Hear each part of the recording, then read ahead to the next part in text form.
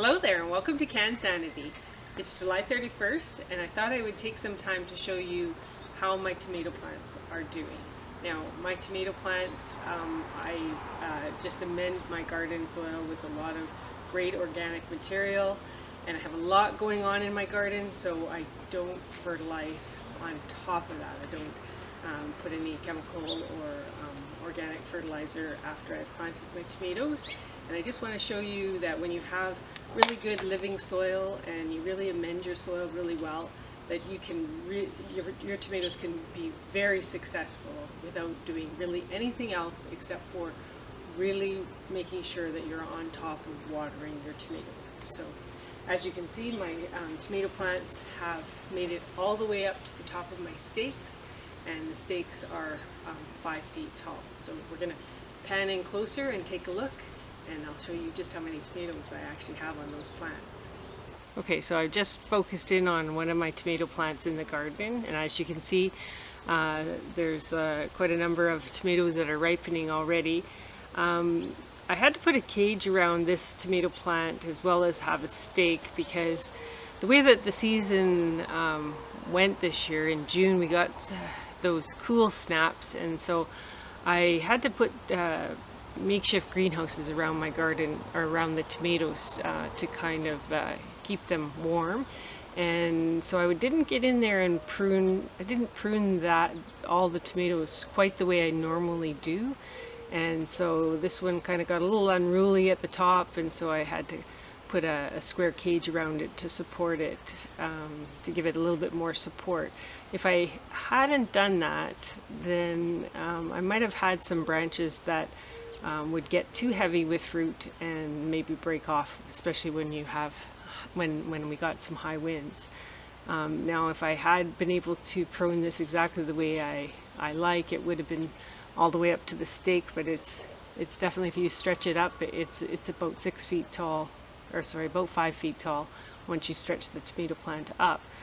So I just want to say a little bit about pruning, talk a little bit about pruning. I always make sure that I clear off, once the plant really starts to get established, I clear off any of the lower branches. I try to keep it clear at the base, at least 6 inches to a foot, just because I remove the black plastic when it gets really hot, because when I put the black plastic down, I want it to warm the roots, but once it gets really rockin' hot here, I take that up. And so I make sure that I prune the lower branches so that when I water my plants, the soil doesn't just splash up and get onto the leaves. And now there's a little bit of controversy about whether you should prune your tomato plants as you're trying to get them to grow up, whether you should take out the suckers or whether you should just leave them on.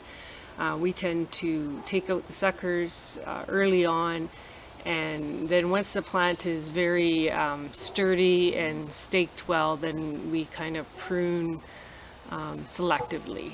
And so I'll show you a little bit about that.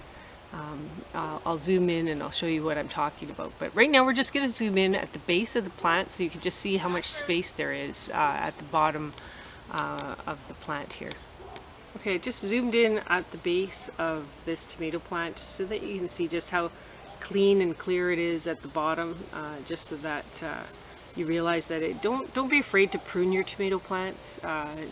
You want to keep that really clean at the bottom, because when you're watering, if it rains really hard and that soil splashes up onto the leaves, that potentially could mean that you could get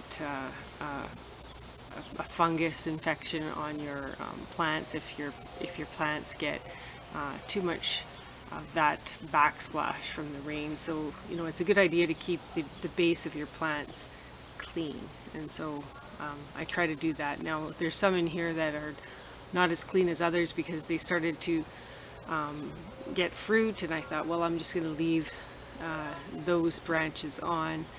But I watch my tomato plants closely, and so that's just a tip. You really want to prune based on the weather and based on what the plant is actually, watch your plant and choose to prune selectively based on what your plant is doing. So we'll take a look at another tomato plant and I'll show you what I mean by why you want to prune selectively. So here's an example of a tomato that I just left.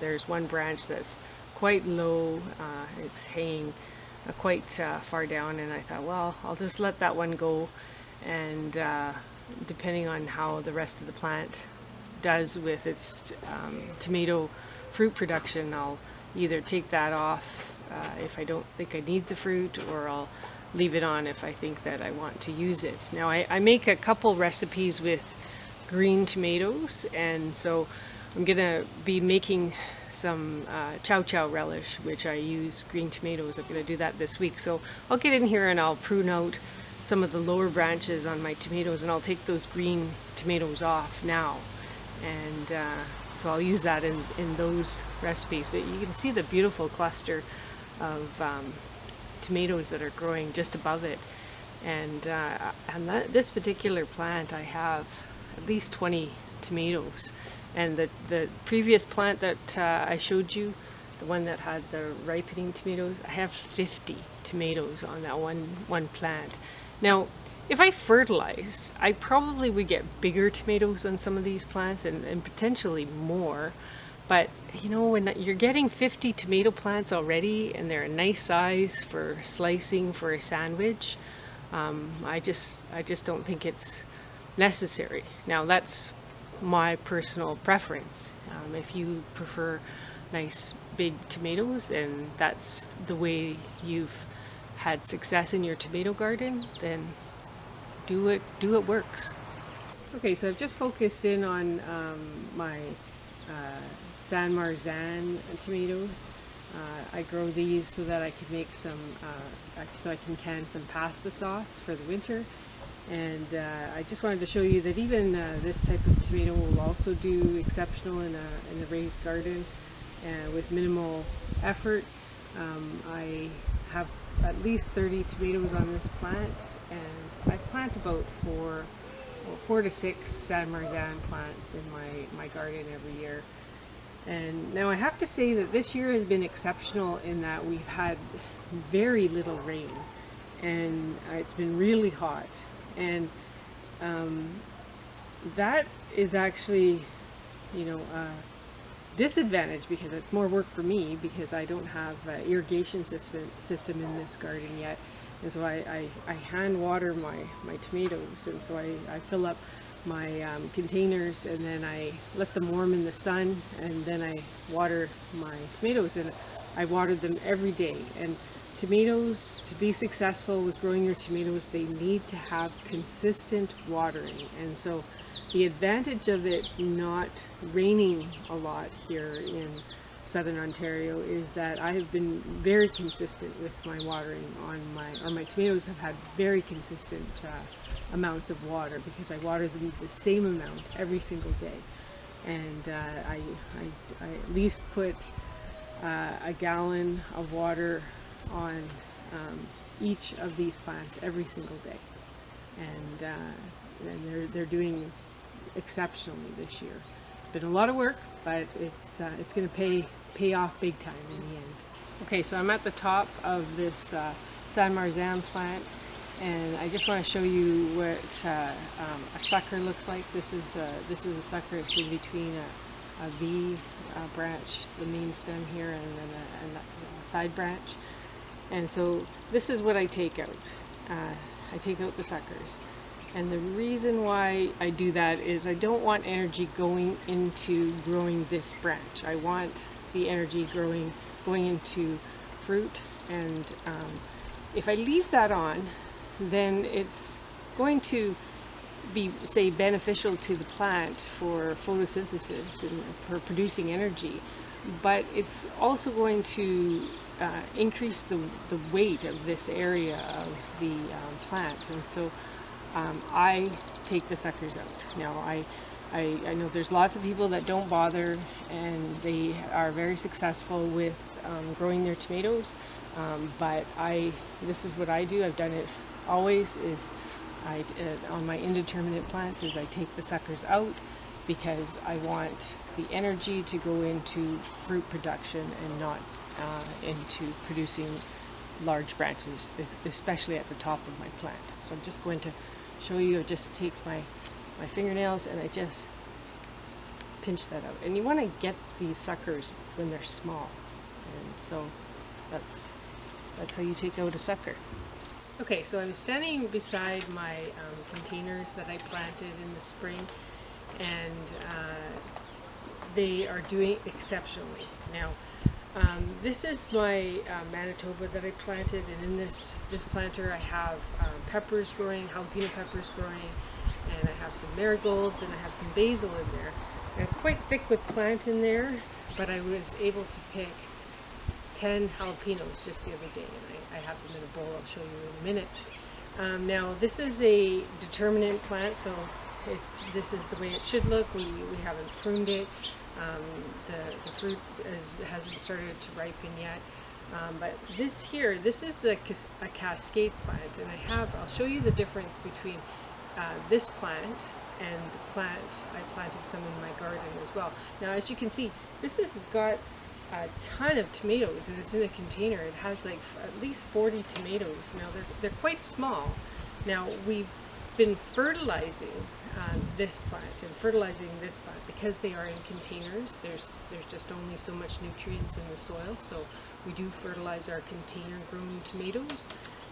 But this plant here, this is an example of what can happen to your plant when you don't take the suckers out. Now, this we have not done. It is an indeterminate plant, and it is quite bushy, and the tomatoes are not very big. And so I'm just going to move over and show you at the end of this video what the Cascade looks like in the garden when it's been pruned. And now, this is still good. This has 40 tomatoes. I'm gonna get some really nice fruit off of it. So, you know, this is just an example of, you can just leave your plant, stake it well. Like I have a cage on this plant, as well as I have had to put a tent tie and just string it down to the ground just to hold the plant up. And if I had pruned it the way it should be pruned, then it wouldn't be so heavy, and I would probably have larger fruit on this plant. So, but I also have at the front of this planter, I have some Tiny Tim plants growing as well. So we're going to just pan in close so you can see what the Tiny Tim looks like, and then we're going to go back to my garden and I'm going to show you how big the tomatoes are on the Cascade plant when you prune it. Okay, so I just have zoomed in on one of my planters that has a Tiny Tim plant in it.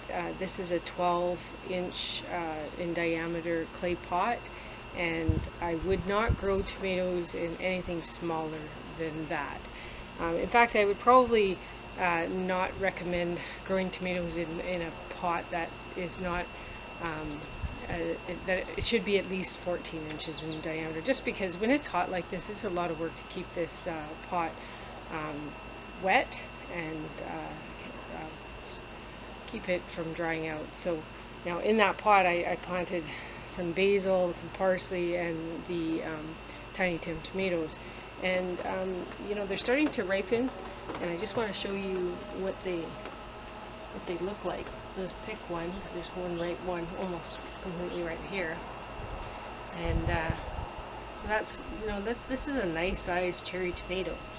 And so if you want to grow tomatoes in containers, this Tiny Tim is a really nice variety for small containers.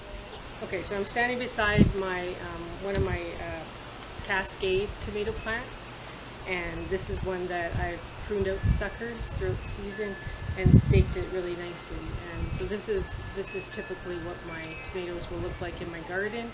And so as you can see, by looking at the fruit here, this fruit is a lot larger. It's twice the size of the fruit that's in the container grown Cascade, and I think it's because I left too much green on there, and I should have been pruning that back, but I wanted to have an example of what it would look like if you just left it. Now, the tomatoes are going to be delicious, like I said, and they're small, and that's okay. They're going to be great for sandwiches. So I like the fact that I have a variety of sizes of tomatoes in my garden and a variety of different varieties for either putting into making pasta sauces or for eating out of hand and on sandwiches.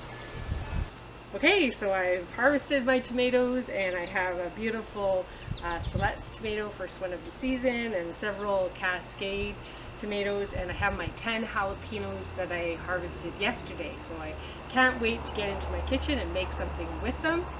And but I did want to say that this is how I grow my tomatoes, and if you grow them differently and you have great success, I'd love to hear from you. So put a comment on this video telling me how you grow your tomatoes and how you're successful with your tomatoes.